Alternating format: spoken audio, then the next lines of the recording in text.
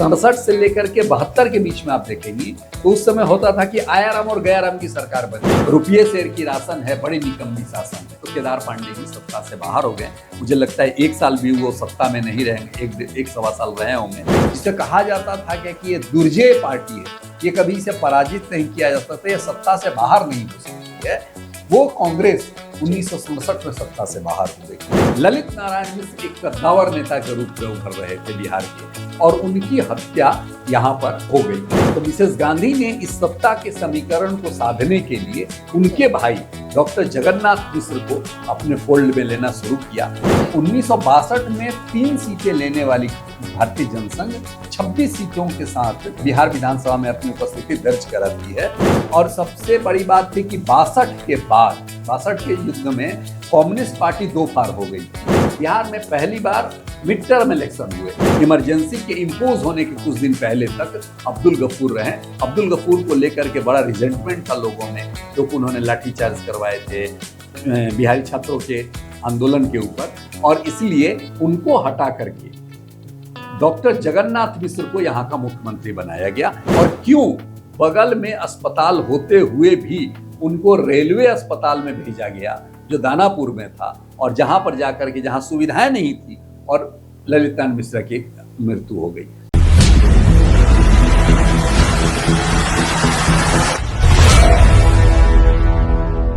नमस्कार, आप देख रहे हैं संक्षिप्त। मैं हूं आपके साथ अमृता पांडे।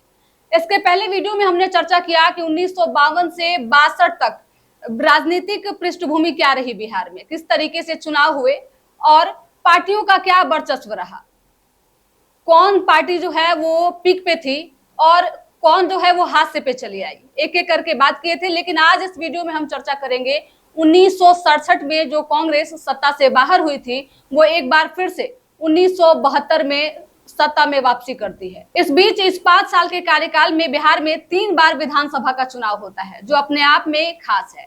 1967 और 1972 के बीच का कार्यकाल क्या रहा सर, और इसमें सबसे महत्वपूर्ण चीजें क्या रही? देखो, ऐसा है ना कि 1967 में कांग्रेस सत्ता से बाहर चली गई थी जी। जो कांग्रेस के ऊपर कई सारे भ्रष्टाचार के आरोप लगे। हालांकि ये और बात है कि 1965 में कांग्रेस के नेतृत्व में जवाहरलाल नेहरू ने पाकिस्तान के साथ युद्ध जीता था, और लेकिन उसके बाद उनकी मृत्यु हो गई। कुछ लोग कहते हैं उनकी हत्या करा दी गई। लेकिन इसके बाद इस समय जो परिवर्तन हुए ना, ये बड़ा महत्वपूर्ण है। 1967 का अगर आप ग्राफ देखें तो कांग्रेस, जिसे कहा जाता था कि ये दुर्जय पार्टी है, ये कभी इसे पराजित नहीं किया जा सकता, ये सत्ता से बाहर नहीं हो सकती है, वो कांग्रेस 1967 में सत्ता से बाहर हो गई। अगर आप ग्राफ की बात करें तो कांग्रेस को उतनी 318 में जो जीतने के लिए महत्वपूर्ण 157 सीटें, 159 सीटें, 160 मोटा मोटी मान ली 159 सीटें चाहिए थी, 160 में मेजोरिटी मिलती थी, वो उतनी सीटें नहीं मिली। और कांग्रेस को मिले कितने, सिर्फ 128 सीटें मिली, और उसे जो नुकसान हुआ वो 57 सीटों का हुआ था।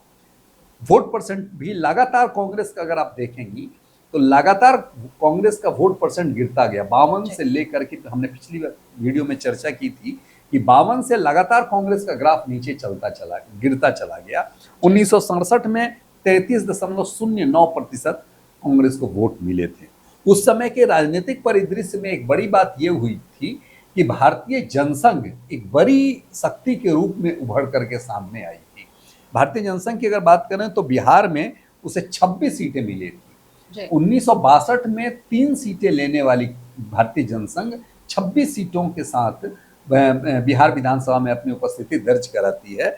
और अगर इसको हम और पूरे भारत के स्तर पर देखें तो कई राज्यों में भारतीय जनसंघ ने अपनी दस्तक दी थी। यहाँ तक कि बिहार के पड़ोसी राज्य पश्चिम बंगाल में भी 1 सीट जीत करके जनसंघ ने अपनी उपस्थिति वहां दर्ज कराई थी। और उत्तर प्रदेश में तो एक बड़ी शक्ति के रूप में भारतीय जनसंघ आई थी।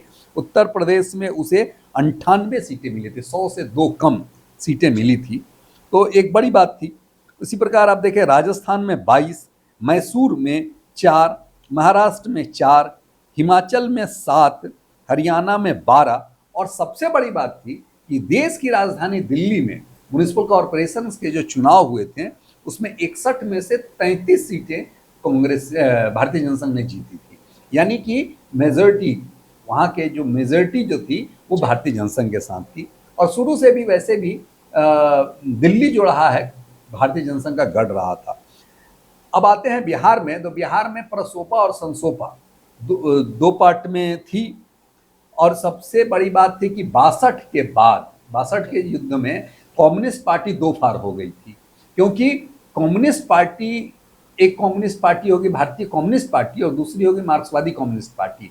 ये कम्युनिस्ट का जो बंटवारा हुआ था वो इस आधार पर हुआ था कि चीन का समर्थन हमें करना है या नहीं करना है।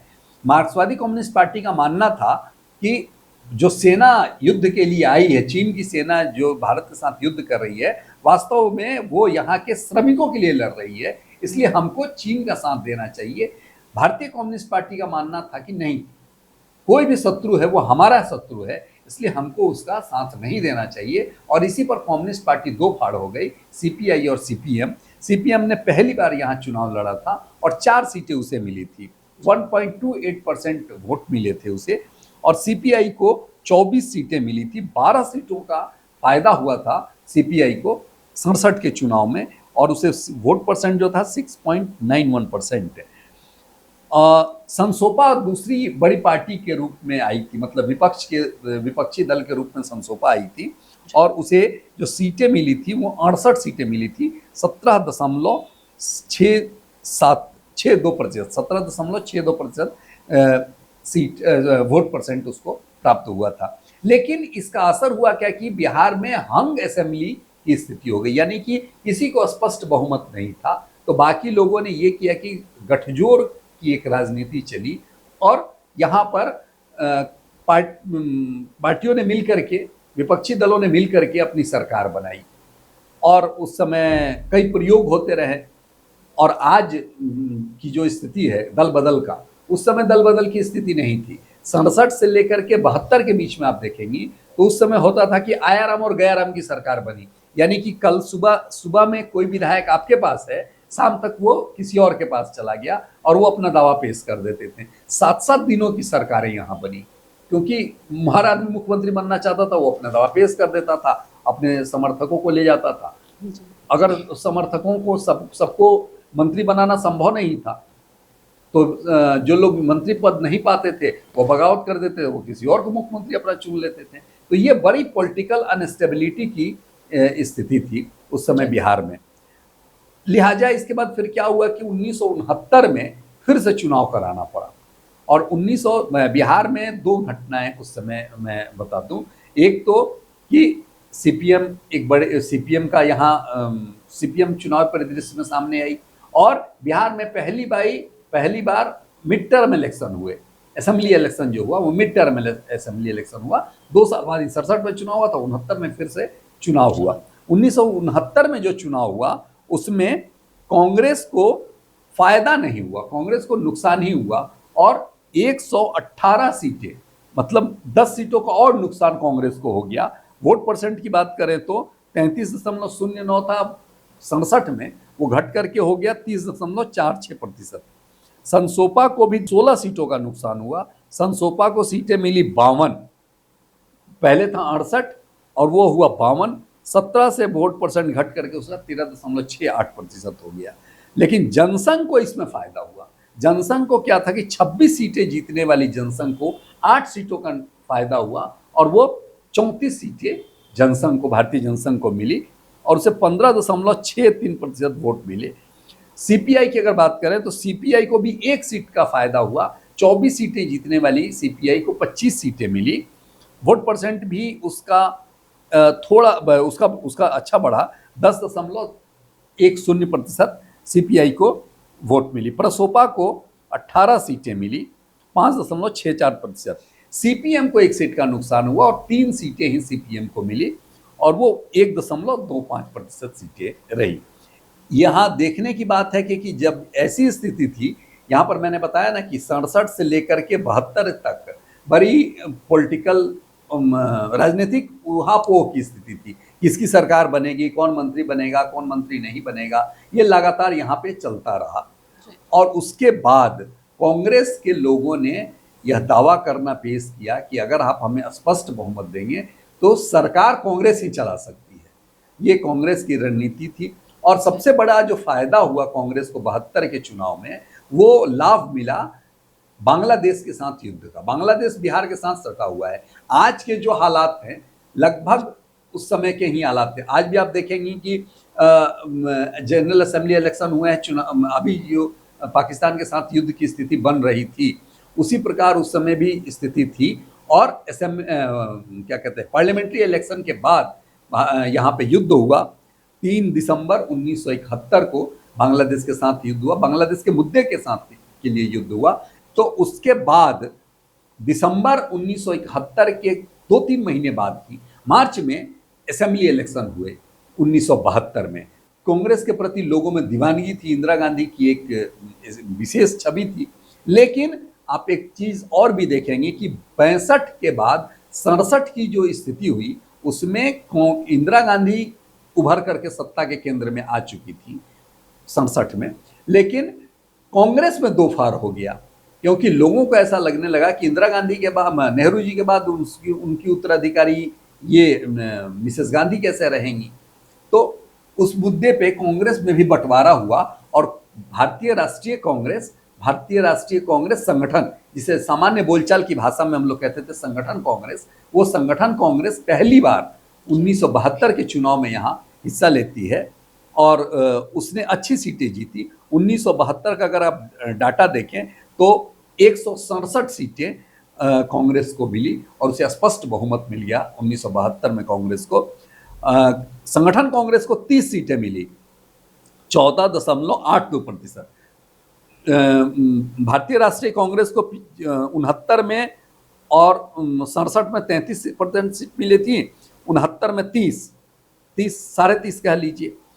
लेकिन 72 में 41.22% सीट वोट उसको मिले।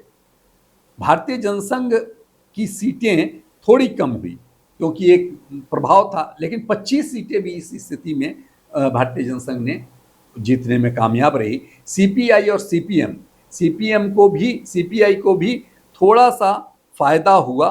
25 सीटें सीपीएम के पास थी, वो सीपीआई के पास थी, वो बढ़ करके 35 सीटें हो गई। लेकिन उस समय की स्ट्रेटेजी समझना बड़ा ही ज़रूरी है, क्योंकि सीपीआई ने 162 सीटों पर चुनाव लड़ा था 1969 में, लेकिन इस बार उन्होंने स्ट्रेटेजी बदली और उन्होंने कहा कि हम कंसंट्रेटेड वे में चुनाव लड़ेंगे, यानी कि हम उन्हीं सीटों पर ध्यान देंगे जो सीटें हम जीत सकते हैं। तो सीपीआई ने सिर्फ 55 सीटों पर चुनाव लड़ा था और उसमें उसको 35 सीटों पर जीत हासिल हुई थी। और सीपीआई को जो वोट परसेंट मिले थे, देखिए सीपीआई को वोट परसेंट 10.10% मिले थे 69 में, लेकिन इस बार जो वोट उसको मिला टोटल वोट का, उसको 6.94, लेकिन सीटें इसकी बढ़ गई क्योंकि थोड़ा कंसंट्रेटेड में इन्होंने चुनाव लड़ा था।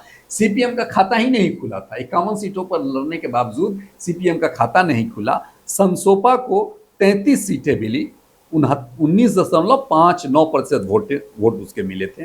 और कांग्रेस की जब सत्ता में वापसी हुई तो चंपारण के कद्दावर नेता थे केदार पांडे, उनको यहाँ का मुख्यमंत्री बनाया गया। लेकिन कांग्रेस की अंदरूनी गुटबाजी हावी होती चली गई और कांग्रेस के अंदर ये बात उठने लगी कि केदार पांडे साहब बड़े क्या कहते थे उस समय, लोग एक नारा लगाते थे, रुपये शेर की राशन है, बड़ी निकम्मी शासन है। और ऐसा करके जो आरोप लगे तो केदार पांडे जी सत्ता से बाहर हो गए। मुझे लगता है 1 साल भी वो सत्ता में नहीं रहेंगे, एक सवा साल रहे होंगे। अब्दुल गफूर 2 जुलाई 1973 को यहाँ पर मुख्यमंत्री पद के रूप में शपथ लिए और जो 11 अप्रैल 1975 तक, यानी इमरजेंसी के इम्पोज होने के कुछ दिन पहले तक अब्दुल गफूर रहे। अब्दुल गफूर को लेकर के बड़ा रिजेंटमेंट था लोगों में, क्योंकि उन्होंने लाठीचार्ज करवाए थे बिहारी छात्रों के आंदोलन के ऊपर, और इसलिए उनको हटा करके डॉक्टर जगन्नाथ मिश्र को यहाँ का मुख्यमंत्री बनाया गया। 11 अप्रैल 1975 को उन्होंने शपथ ली, जो इमरजेंसी की समाप्ति तक 30 अप्रैल 1977 तक वो यहाँ बने रहे। जगन्नाथ मिश्र के बारे में भी जानना बड़ा रोचक है क्योंकि इसी चुनाव के पहले तक ललित नारायण मिश्र एक कद्दावर नेता के रूप में उभर रहे थे बिहार के, और उनकी हत्या यहाँ पर हो गई। आरोप लगे मिसेस गांधी पर, तो मिसेस गांधी ने इस सत्ता के समीकरण को साधने के लिए उनके भाई डॉक्टर जगन्नाथ मिश्र को अपने फोल्ड में लेना शुरू किया। ये जगन्नाथ मिश्र की का जो बैकिंग था शुरू में उस परिवार में, ललित नारायण मिश्र के परिवार में सेंध डालने के लिए भारतीय जनसंघ के समर्थन से वो पहली बार बिहार विधान परिषद के सदस्य बने थे, लेकिन बाद में कांग्रेस पार्टी ने उन्हें अपने फोल्ड में लिया, क्योंकि ये क्या कहता है, ललित नारायण मिश्र की मृत्यु के हत्या के बाद जो सहानुभूति का जो था पूरे बिहार में इंदिरा गांधी के प्रति जो एक गुस्सा था लोगों को, उस गुस्सा को कम करने के लिए जगन्नाथ मिश्र को उन्होंने कांग्रेस में लाई और उनको मुख्यमंत्री बनाया। मैं एक और बात बता दूं कि अभी भी ललित नारायण मिश्र की हत्या का प्रकरण नहीं सुलझा है, यानी कि 50 से अधिक वर्ष हो गए, 54 साल हो गए, अभी तक वो ट्रायल चल ही रहा है कि आखिर इंदिरा गांधी ने उनकी हत्या कराई या किन्होंने हत्या कराई, और क्यों बगल में अस्पताल होते हुए भी उनको रेलवे अस्पताल में भेजा गया जो दानापुर में था, और जहां पर जाकर के जहां सुविधाएं नहीं थी और ललित नारायण मिश्र की मृत्यु हो गई। तो ये जो परिवर्तन था, और 77 के बारे में से लेकर के अगली बार में हम लोग चर्चा करेंगे कि 77 में कांग्रेस जो एक बड़ी पार्टी थी कांग्रेस, वो उत्तर बिहार में जिसका लोकसभा चुनाव में सफाया हो गया, दक्षिण भारत के राज्यों में ही उसकी उपस्थिति रही।